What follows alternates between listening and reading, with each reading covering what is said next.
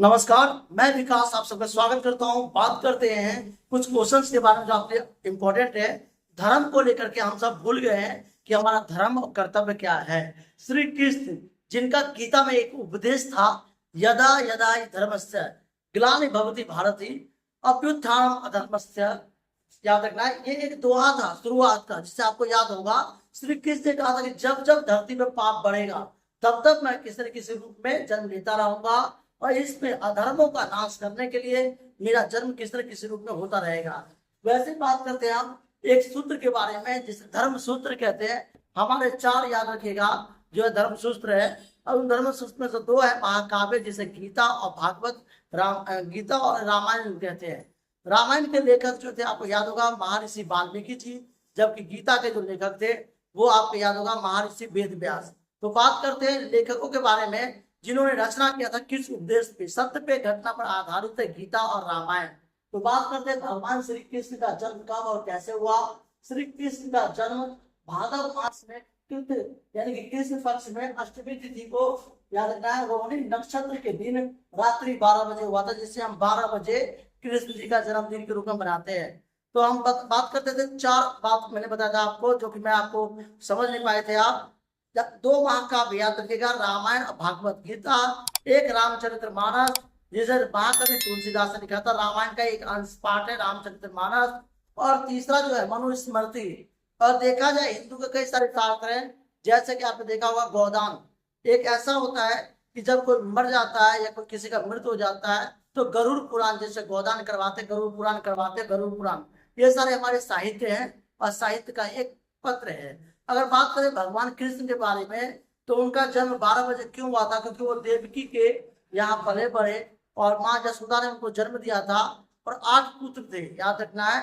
8 में से सिर्फ भगवान कृष्ण जो थे वो ईश्वर अवतार में आए थे, और बाकी के बाकी जो थे वो स्वयं परलोक धाम सिधार गए थे कंस मामा के कारण। मथुरा वृंदावन में भारत में धर्म का विशेष महत्व दिया गया है, जहाँ हरे कृष्ण हरे राधे, हरे कृष्ण हरे राधे बोला जाता है। तो बात करते हैं हमारे धर्म कर्म के बारे में। अगर आप देखेंगे कई लोग अपने धर्म कर्म को मानते हैं, लेकिन हम लोग पूजा पाठ कर्म अर्चना से आगे दूर चले गए हैं।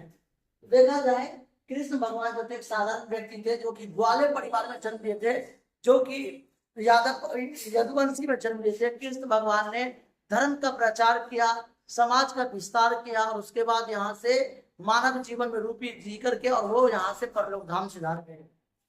कृष्ण जी का किसका वंश है? कृष्ण जी का वंश किसका है? तो यादव कुल वंश के हैं। श्री कृष्ण की असली नाम क्या है? भगवान विष्णु के 8वें अवतार थे, याद रखना है। मृत्यु के समय श्री कृष्ण की आयु कितनी थी? 125 वर्ष तक कहते हैं, कुछ मान्यता के अनुसार 36 वर्ष तक बताया गया है। लेकिन ऐसी बात नहीं है। कृष्ण भगवान का शादी विवाह भी हुआ था, पुत्र भी हुए थे, और लगभग 125 साल तक वो जीवित थे।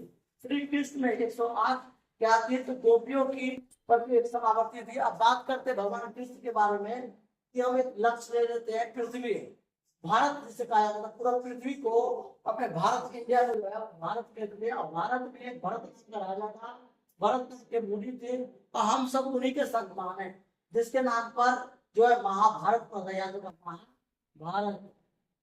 तो भरत के ही संतान थे, आपस में जो थे लड़े थे, धृतराष्ट्र कौरव, आप जाने होंगे महाभारत में। तो ये कहानी जो था महाभारत में बात करेंगे तो 18 दिन तक युद्ध चला था। इस युद्ध में कौरव जो थे वो हार गए थे, पांडव जीत गए थे। पांडवों की जीती हुई थी, और माता द्रौपदी के साथ जो उन्होंने दस्युकी किया था, जो कि कपड़े उतारे गए थे बीच सभा में, उसका भी विरोध हुआ, और वो इसमें सत्य का निष्ठा बनी। तो जानते हैं महाभारत 18 दिन तक चला था। और यह 18 दिन में, जिसे 18 अध्याय में महाभारत को बांटा गया है महाभारत में। और भारत जो है हम सब भारत मुनि के सब वंशज हैं, इसीलिए यहाँ पे जितने भी लोग हैं आपस में ना लड़े धर्म को लेकर के, समाज को लेकर के। और बात करते श्री कृष्ण के बारे में, तो श्री कृष्ण जो थे 12 बजे क्यों जन्मे थे, तो मैंने आपको बता दिया था।